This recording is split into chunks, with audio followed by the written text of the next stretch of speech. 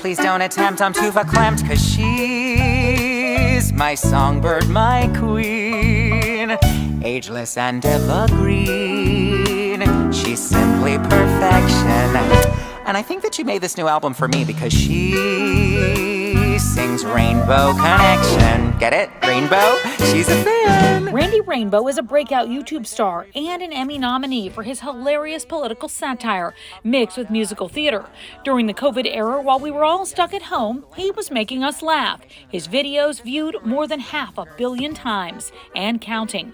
Now he's out with a new book, Playing With Myself. I had a chance to sit down with Randy Rainbow. Mr. Biden, bring my vaccine. Keep me protected from COVID-19.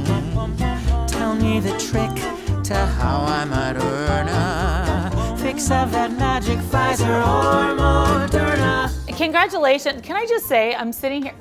What? I wrote a book. Oh Guys, my gosh. a whole book with Did you pages. ever want to write a book with words and everything? No, I'd never thought that I could, or it really never was on my list of dreams, but it's just one of those dreams that you never dared to dream coming true. Can I? Randy Rainbow is so damn important. Oh, who said that? This guy, Lin-Manuel Miranda. Okay, that's darling. I've heard of Isn't him. that nice? Yes. That was so nice of him. And, I don't know. Like, I don't toss the word genius around often, but there's no other word to describe him. Wow. Carol Burnett. Who said that? Carol Burnett. Burnett? Up and Wow. comer. She's great. You should check out her stuff. My God. I mean, seriously. I mean, really, the cover alone is all I needed. Like, the pages could be empty and just the cover that they put I together. agree. That's front and the back. With It the doesn't quote, matter what's inside. Patti LuPone, Sondheim, it's pretty I mean, congratulations. high praise. Well, let's talk about you, because I was TikToking and YouTubing and on your website, and I went into this deep, search, like looking. I couldn't stop watching last night. But I'm so curious about your process. Like, where do you begin to where the end result happens? And I guess you're probably asked that a lot, but I'm just fascinated by it. Well, first I watch the news, because I say in the book, now available, wherever books are sold, that it's my work is not politically motivated, so people might find that surprising. Mm-hmm. But it's not. I watch the news. It's certainly politically themed, so I do have to watch the news and be up on what's going on in the world.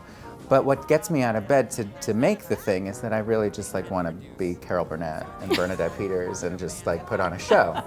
So I have a list of songs that I'd like to parodize, and I write the lyrics, I put it together.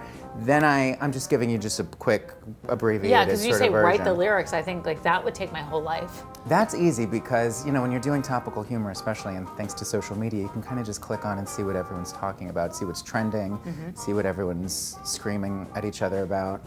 And I also, of course, have my own opinions. I am very opinionated and angry about things. So that, of course, goes into the writing. I'm the sole writer. So that goes quickly. Then I now work with a little music team. I have my musical director for my live show, Jesse Kissel, my music producer, Michael Moritz, and I tell them, guys, for instance, this last video I did, I say, Ron DeSantis is misbehaving. I want to be Carol Burnett, and I want to sing the song Shy from Once Upon a Mattress, but it's going to be gay. Right. And we have to say gay, gay, gay in 4-part harmonies as much as possible.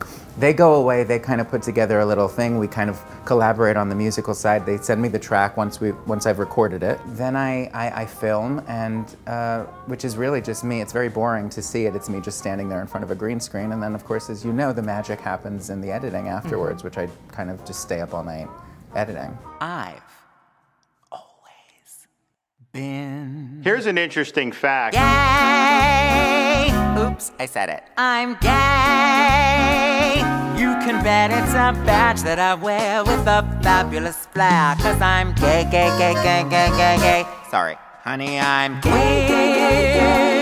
So this latest one with Ron DeSantis, what's the reaction that you get? Because you get reaction from all sides, I know. So things just make you laugh that are very, very humorous from other people, I have to imagine. You mean like any kind of negative comments? Negative or, yeah. How dare you? I don't get any negative comments on anything I do.